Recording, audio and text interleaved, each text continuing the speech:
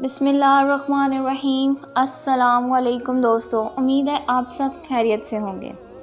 ایک مرتبہ حضرت عیسیٰ علیہ السلام کہیں سفر پر جا رہے تھے کہ ایک شخص آپ علیہ السلام کی خدمت میں حاضر ہوا اور عرض کیا، یا نبی اللہ، میں آپ علیہ السلام کی خدمت میں رہنا چاہتا ہوں تاکہ آپ علیہ السلام کی خدمت کر سکوں اور علم دین سیکھ سکوں۔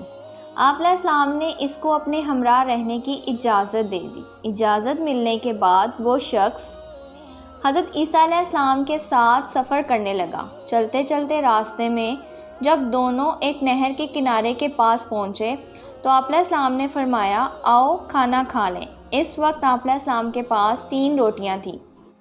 دونوں نے بیٹھ کر ایک ایک روٹی کھا لی، جبکہ تیسری روٹی باقی بچ گئی۔ حضرت عیسیٰ علیہ السلام پانی پینے کے لیے نہر کے کنارے کے پاس چلے گئے۔ پانی پینے کے بعد جب وہ واپس اس شخص کے پاس پہنچے تو دیکھا تو تیسری روٹی وہاں نہیں تھی، جبکہ دونوں ایک ایک روٹی کھا کر اپنی بھوک بھی مٹا چکے تھے۔ آپ علیہ السلام نے اس سے پوچھا کہ تیسری روٹی کہاں ہے؟ وہ شخص بولا، مجھے کچھ پتہ نہیں۔ حضرت عیسیٰ علیہ السلام یہ سن کر خاموش ہو گئے۔ دراصل جب حضرت عیسیٰ علیہ السلام پانی پینے نہر کے کنارے گئے تھے تو اس شخص نے تیسری روٹی چھپا لی تھی تاکہ سفر کے دوران راستے میں جنگل صحراؤں میں جب کچھ کھانے کو نہیں ملے گا تو وہ اپنا پیٹ اس روٹی سے بھر لے گا۔ اگر وہ حضرت عیسیٰ علیہ السلام کو سچ بتا بھی دیتا تو انہوں نے اسے کچھ نہیں کہنا تھا، لیکن جب حضرت عیسیٰ علیہ السلام نے اس سے پوچھا تو اس شخص نے صاف انکار کر دیا۔ وہ نہیں جانتا کہ تیسری روٹی کہاں گئی۔ وہاں کچھ دیر قیام کے بعد حضرت عیسیٰ علیہ السلام نے اس شخص سے فرمایا، آؤ آگے چلیں۔ کافی سفر طے کرنے کے بعد راستے میں ایک جنگل آ گیا اور اس شخص کو بھوک لگنے لگی۔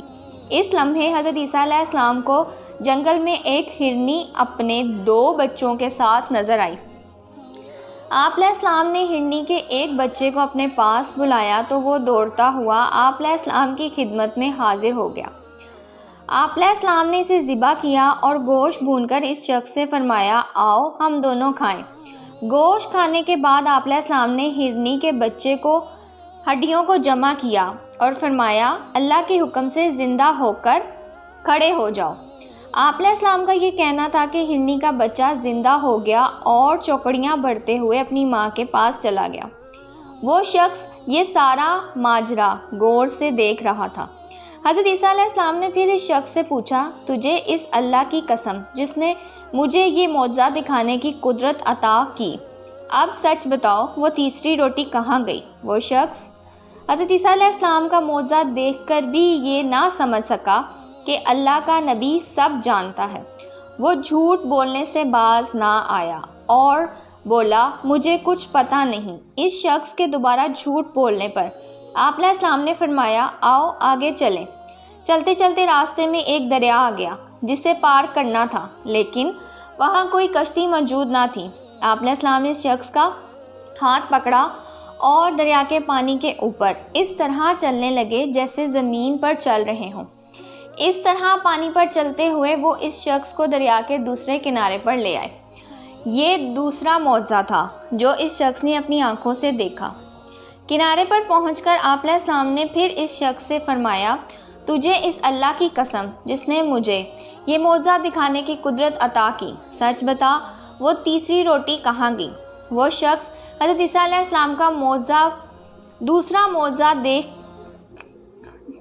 معجزہ بھی دیکھ چکا تھا، لیکن پھر دوبارہ جھوٹ بولتے ہوئے کہا، مجھے کچھ پتہ نہیں۔ یہ سن کر آپ علیہ السلام نے فرمایا، آؤ آگے چلیں۔ چلتے چلتے راستے میں ریگستان آ گیا۔ آپ علیہ السلام نے صحرا کی ریت جمع کر کے ایک ڈیرا بنائی اور اس ڈیری سے مخاطب ہو کر فرمایا، اے ریت کی ڈیری، اللہ کے حکم سے سونا بن جا۔ آپ علیہ السلام کہ یہ فرماتے ہی ریت کی ڈیری سونے میں تبدیل ہو گئی۔ آپ علیہ السلام نے سونے کی ڈیری کے 3 حصے کیے اور پھر اس شخص سے فرمایا، سونے کی ڈیری کا ایک حصہ میرا ہے اور دوسرا حصہ تیرا ہے، جبکہ تیسرا حصہ اس شخص کا ہے جس نے وہ تیسری روٹی لی تھی۔ یہ سنتے ہی وہ شخص جھٹ سے بول اٹھا، نبی اللہ، وہ تیسری روٹی میں نے ہی لی تھی۔ وہ جھوٹا شخص سونے کی لالچ میں سچ بول کر ایک نبی کے سامنے اپنی بے ایمانی کا اقرار کر چکا تھا۔ آپ علیہ السلام یہ سن کر مسکرا دیے اور فرمایا یہ سارا سونا تم ہی لے لو۔ اس کے بعد آپ علیہ السلام اس شخص کو چھوڑ کر اپنے سفر پر اکیلے روانہ ہو گئے۔ وہ شخص اپنے لالچ، جھوٹ اور کمزور ایمان کی وجہ سے ایک نبی کی قربت اور تعلیمات سے محروم ہو چکا تھا۔ اللہ ہم سب کا حامی و ناصر ہو، آمین۔